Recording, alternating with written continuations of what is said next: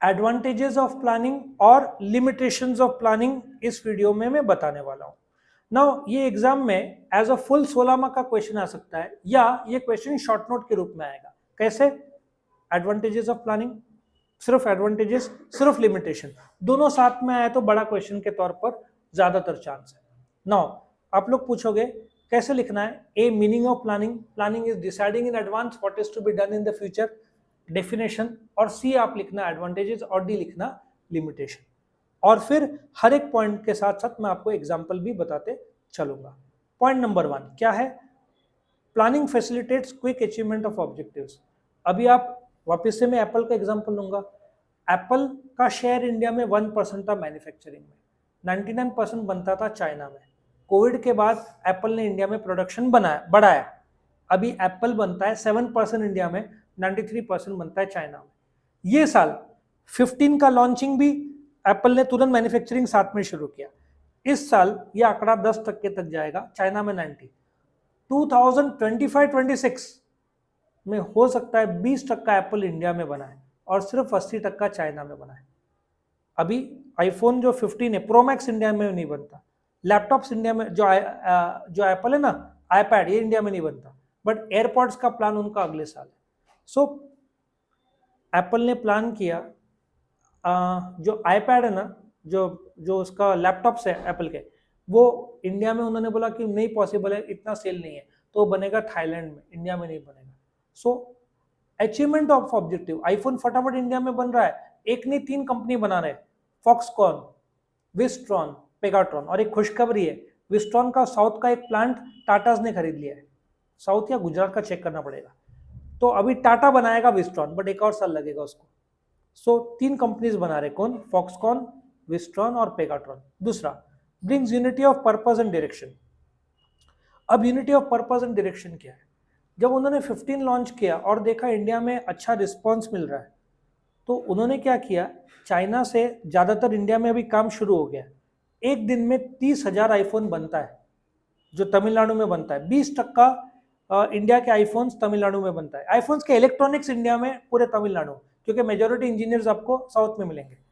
उसमें भी maximum factory में 2.5 लाख लोग हैं जो उस एरिया में जो लोग काम करते हैं, तमिलनाडु में एक एरिया में।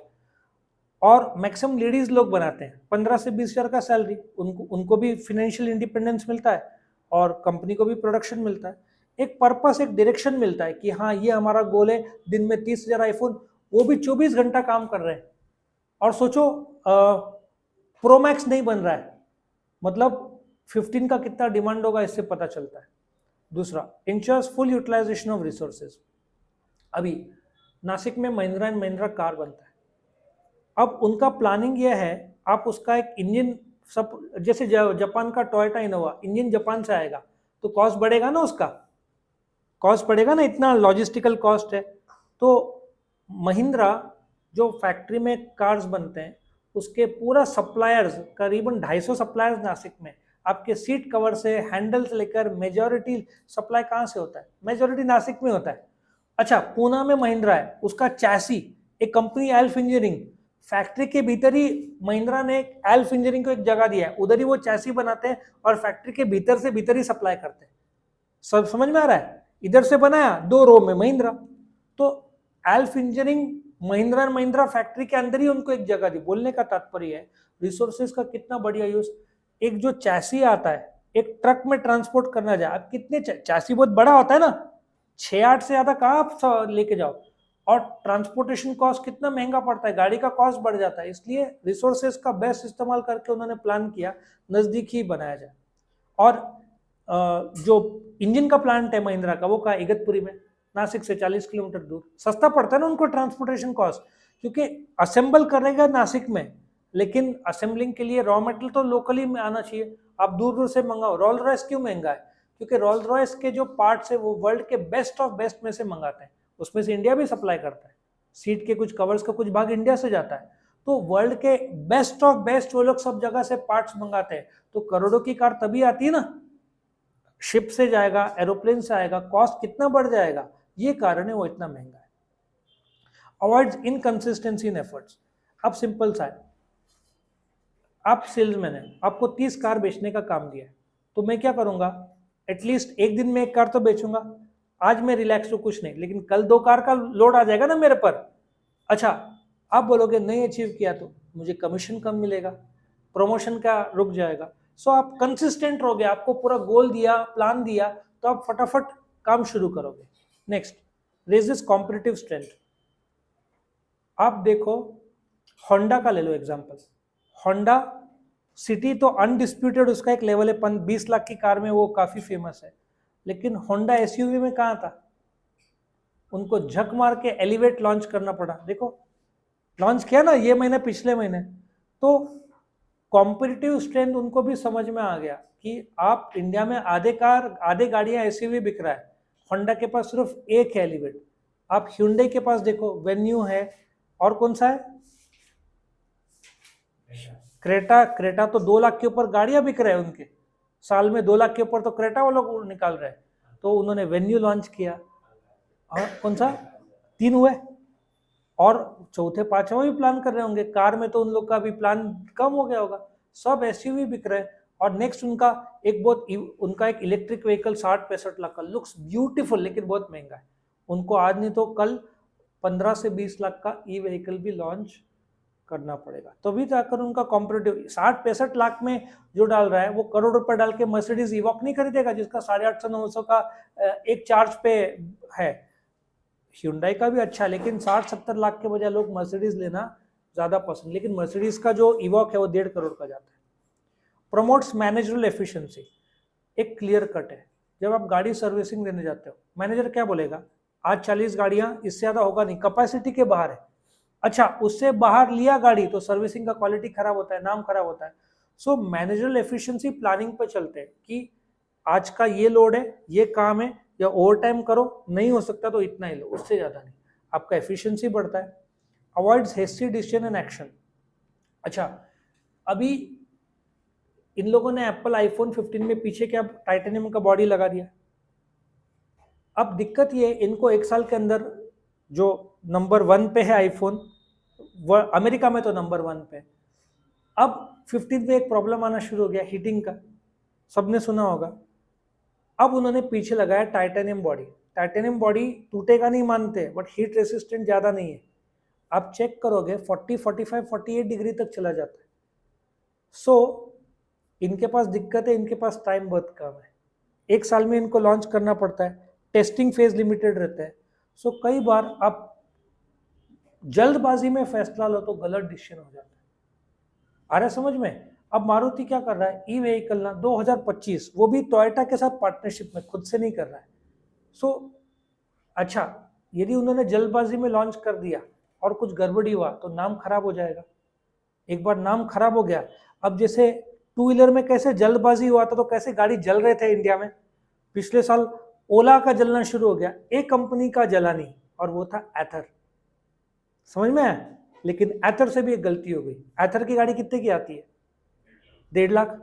अरे 1-1.25 लाख में ओला सब लोग मार्केट ले रहे हैं ना, कब्जा कर रहे हैं। तो एथर के अभी नवे गाड़ियां देखना, नवे मॉडल 1-1.25 लाख, उनको पता है 1.5 लाख में कितने लोग लेंगे। लॉजिक समझ में आ रहा है? तो एथर जो नंबर 1 था, अभी नंबर 2, नंबर 3 में फेंका गया। और जल्दबाजी में बहुत सारे कंपनीज जिन्होंने बैटरी के व्हीकल लॉन्च किए, उनके जब गाड़ियां मैग्नम या कुछ तो जलने लगे तो मार्केट में नाम खराब हुआ। एथर का नाम बरकरार था, लेकिन उन्होंने प्राइसिंग बहुत ज्यादा रखा था। मर्सिडीज एक हद तक ही बेच पाएगा, मारुति के साथ और मर्सिडीज का कंपैरिजन नहीं है। मारुति क्यों ज्यादा बेचता है? सस्ते कार्स है, तो एथर इसलिए भी सस्ते लाएगा, तब वो कॉम्पिटिटिव आगे बढ़ेगा। उसके बाद कहाँ थे अपन? Avoid restriction, ensures effective control. सीधी बात है, दिन का प्रोडक्शन प्लान कर दिया, परचेज वालों को बोल दिया, अकाउंट्स वाले बराबर पे कर रहे परचेज का, कहीं पे भी शॉर्टेज नहीं है। लेकिन अभी क्या हो गया, पाकिस्तान का एरोप्लेन्स का एग्जांपल ले लो। अब उनके पिछले वीक करीबन 30-40 फ्लाइट्स कैंसिल हुए, क्योंकि क्रूड ऑयल का पैसा या जो भी पेट्रोलियम का एविएशन फ्यूल का पैसा दिया नहीं था, धड़ाधड़ कैंसिल हो गए। इंडिया में हुआ रहता तो हल्ला हो गया होता। क्यों? दिवाली का टाइम है, लोग ट्रैवल करना चाहते हैं, होटल्स बुक थे।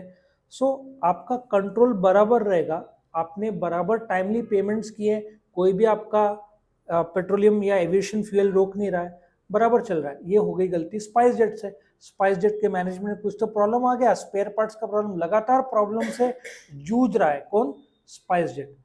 हो सकता है एयरक्राफ्ट में प्रॉब्लम हो, कभी ये प्रॉब्लम, 6-8 महीने से उसका पूरा मार्केट शेयर ही गिर गया है स्पाइस जेट का। लैक ऑफ प्लानिंग पकड़ लो, कंट्रोल उनका नहीं रहा। Acts as an insurance against future uncertainties. Best example बताओ, जब इन्होंने अटैक किया था, अमेरिका ने पाकिस्तान में घुस के ओसामा बिन लादेन को, वो प्लानिंग 1 साल चला था, 1 साल प्लानिंग किया था उन्होंने। और उनका एक बहुत फेमस हेलीकॉप्टर है चिनूक, जो इंडिया ने खरीदा है, बहुत सारा सामान भी उठा सकता है चिनूक। अपने अपने चिनूक फाइटर जेट्स अपन हेलीकॉप्टर यूज करते हैं। तो उन्होंने जब उनके मिलिट्री रडार से नीचे लेके जा रहे थे ताकि रडार ट्रैक न कर ले, उनका प्लानिंग इतना गजब था, उनको ख्याल में आया बीच में एक हेलीकॉप्टर को प्रॉब्लम आया तो वो लोग 2 हेलीकॉप्टर लेकर गए थे, एक इमरजेंसी के लिए और एक जाके कब्जा और मारने के लिए। अब हेलीकॉप्टर अंधेरे में जा रहे थे, लैंडिंग के समय ओसामा बिन लादेन का जहाँ पे था एबोटाबाद जो भी था, वहां पे दीवार बहुत ऊंचा था, हेलीकॉप्टर लैंड करते समय दीवार से टकराया, क्रैश हुआ, लेकिन जोर से गिरा नहीं क्योंकि नीचे ही था ना। अब उनका एक हेलीकॉप्टर खराब हो गया, लेकिन अनसर्टेनिटी नहीं था, क्यों, हेलीकॉप्टर नंबर 2 था। अब जब वो लोगों ने मार दिया, बॉडी को ले लिया, तो दूसरे हेलीकॉप्टर से गए और पहले हेलीकॉप्टर में बम फेंका ताकि पाकिस्तान वाले चाइना को ना दे। टेक्नोलॉजी अमेरिका का था ना, कैसा प्लान किया 2 हेलीकॉप्टर का। ये तो बोलते प्लानिंग। 1 साल उन्होंने, कोई भी अनसर्टेनिटी ना हो, इसका पूरा प्लानिंग करके वो लोग गए थे। Facilitates other manager function. अच्छा प्लानिंग ही नहीं रहेगा तो तुम सोचते हो कॉलेज शुरू करना है तो तुमको ऑर्गेनाइज करना पड़ेगा, इतने फैकल्टी, इतना पैसा, फिर लोग अपॉइंट करने पड़ेंगे, कंट्रोल करना पड़ेगा। प्लानिंग ही नहीं रहेगा तो कंट्रोल किस चीज का। यूनिवर्सिटी या ने प्लान ही नहीं किया तो तुम्हारा एग्जाम कब होगा, कभी भी रख देंगे, कभी भी रिजल्ट्स, कभी भी है, तो एजुकेशन पूरा बर्बाद हो जाएगा ना। तो कैसे, अभी बराबर प्लानिंग हुआ तो ऑर्गेनाइजिंग होता है, स्टाफिंग होता है, डायरेक्टिंग होता है, कंट्रोल, लेकिन सबका स्टार्ट फंक्शन कौन सा है, प्लानिंग। Improves motivation. तुमको गोल दिया महीने में 30 गाड़ियां देना है, बेचना है, 30 गाड़ियां बेच। अच्छा अभी क्या होता है, जब तुम इतने गाड़ियां बेचोगे महीने में, 30 गाड़ी बेचो, तो आपको एक एग्जीक्यूटिव को बोला जाए तेरे को 3 night 4 days free trip to Goa, motivation नहीं आएगा। उसको पहले से गोल दे दिया, 1 महीने का टाइम दे दिया। तो एम्प्लॉयज को ऐसे मोटिवेट किया जाता है। क्रेडिट कार्ड कंपनीज के जो एग्जीक्यूटिव्स है ना, उनको बोल, या बैंक्स का, एक अकाउंट खोलो 1000 रुपया मिलेगा। मोटिवेशन कैसा है, 1000 रुपया। इसलिए देखो, बहुत तुमको बैंक के बहुत सारे फोन आते होंगे, इतना सामने वाले ने लोन लिया तो तेरे को हर लोन पे 1000, 2000, 5000 रुपया, तो लोग तो फोन करेंगे ही। लॉजिक समझ में आ रहा है क्यों तुमको इतने फोन आते हैं, क्योंकि वो कमीशन देते हैं, तो मोटिवेशन मिलता है प्लानिंग किया तो। अब सिक्के के 2 पहलू होते हैं, एडवांटेज है तो लिमिटेशंस भी है।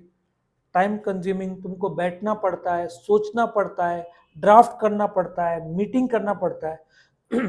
बॉस क्या करता है, जनवरी फरवरी में एम्प्लॉयज को बोलता है, ओके तुम लोग 15 लोग को, ऑल 15, 20, 25 लोग को, go to Khandala Lonavala 2 night 3 days, सब कुछ हम खर्चा करेंगे, ट्रांसपोर्टेशन, होटल स्टे, तुम जाओ फरवरी में और 1 साल का प्लान बना के लेकर आओ। पूरा ट्रांसपोर्टेशन कॉस्ट, पूरा होटल स्टे, एवरीथिंग स्पॉन्सर कौन करता है, बॉस। सो टाइम कंज्यूमिंग, कॉस्टली है ना। तुम जब प्लान बनाते हो तो तुमको पूरे साल का सोचना है, अगले साल क्या घटनाएं हो सकते हैं, सब सोच के लिखित फॉर्म में, सो डिस्कशन करके, मीटिंग करके, so it is very time consuming और costly. Ineffective due to environment changes. Maruti का ये हो गया, वो उसका मारुति CS, स्विफ्ट, डिजायर बहुत अच्छा बिक रहा था, सडनली अब बलिनो उनका देखा जाए तो उस सेगमेंट में नंबर 1 सेलिंग, लेकिन SUV का माल आ गया, वातावरण बदल गया। अभी तो और फास्ट बदलेगा। अब हर नए बिल्डिंग में क्या हो रहा है पता है, पार्किंग में ई-व्हीकल चार्जिंग पोर्ट्स दे रहे, नया जमाना आ गया है। सो इन एनवायरमेंटल चेंजेस में तुमने, अच्छा मारुति का एक प्लान था डीजल इंजन का प्लांट डालेंगे, वो लोग डालने ही वाले थे प्लांट, फिर दिखा कि डीजल के कार्स कम बिक रहे, पेट्रोल के ज्यादा, तो उन्होंने वो प्लान कैंसिल कर दिया, पूरा प्लान कैंसिल कर दिया। अब पेट्रोल का भी सेल कार खतरे में आ गया, 10 साल बाद क्या होगा, ई व्हीकल लॉन्च हो जाएंगे। सो एनवायरनमेंट बदलेगा तो आपका पूरा प्लान चौपट हो जाता है। जैसे आज नवंबर चालू है, ये टाइम में तुम्हारे एग्जाम्स हो जाते हैं बीबीए के, अब कब है, दिसंबर। कोविड की वजह से सबके डेट्स चेंज हो गए ना एग्जाम्स के। Dangers of unreliable data. अब सिंपल सा है तुम डेटा रिसीव करते हो और तुम उस हिसाब से फैसला लेते हो। अब तुमको डेटा ही गलत मिला। Let us take example, OnePlus का ले लो। वन प्लस ने फोल्डेबल कितने में लॉन्च किया है? अब कोई भी इंसान 139 का लेगा कि सैमसंग का जेड फ्लिप लेगा?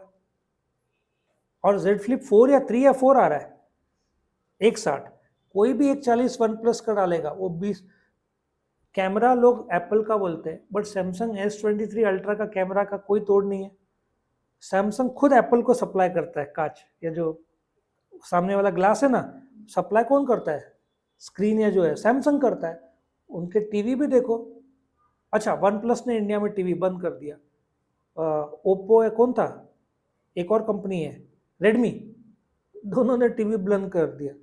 उनको डेटा मिला था इंडिया में गजब सेल मिलेगा। अरे तुम कंपीट किसके साथ कर रहे हो? सैमसंग, सोनी, एलजी, इनके साथ कंपीट करना आसान है क्या? टीवी में इतने साल से ये लोग दबदबा बना के बैठे।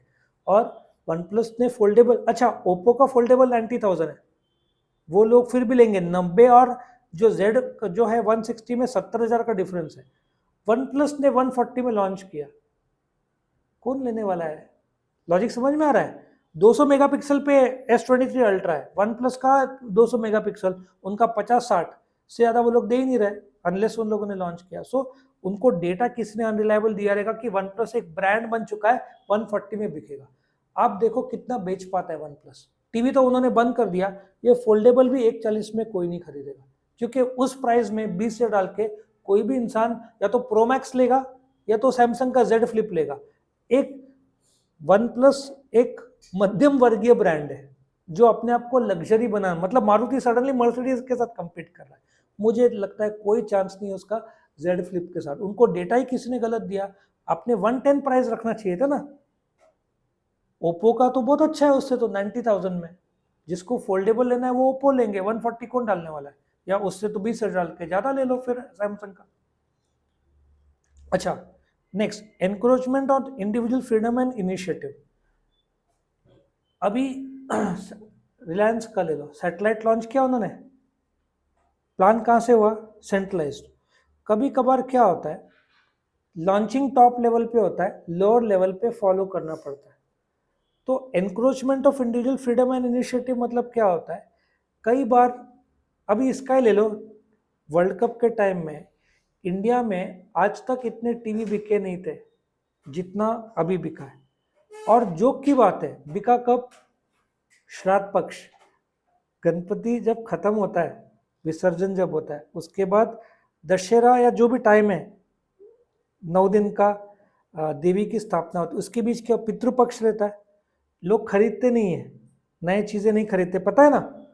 बट इंडिया ने रिकॉर्ड तोड़ दिया, उस टाइम में इतने टीवी बेचे बट एक उनको पता चला गलती, टीवी तो बिके, इंस्टॉल अब लोग चिल्ला रहे थे इंडिया पाकिस्तान का मैच, कितने सारे इंस्टॉलेशन रह गए, रात को 11-12 बजे तक इंस्टॉलेशन चल रहा था। तो फिर एग्जीक्यूटिव चिल्ला रहे थे कि आपने टीवी तो बेचा लेकिन सामने वाले को इंस्टॉलेशन आप 24 आवर्स दे ही नहीं सकते, ऑलरेडी 10 टीवी हमको इंस्टॉल करना है। लॉजिक समझ में आ रहा है? तो इंडिविजुअल फ्रीडम ना, एग्जीक्यूटिव्स पूरे के पूरे बिजी, एक्सट्रीम बिजी। मतलब सोचो ना, बोल, जो दिवाली में सेल होता है वो हो गया श्राद्ध पक्ष में, और उसका एक ही कारण था, वर्ल्ड कप। आया समझ में? अभी वर्ल्ड कप खत्म होता है, अभी कौन लेगा टीवी? इंडिया के कितने मैच बचे? एक नेदरलैंड के साथ, एक सेमीफाइनल और एक फाइनल, 3 मैच, अभी कौन खरीदेगा? तो उस समय बहुत बिका था। डिलेज एक्शन, आप प्लानिंग करते हो तो एक्चुअली इसमें क्या होता है पता है, लोग प्लान नहीं किया तो बोलते रुको प्लान करने जाए, लेकिन प्लान करते करते इतना डिले हो जाता है। अब कोविड के बाद ले लो, कोविड कब खत्म हुआ देखा जाए तो पिछले साल।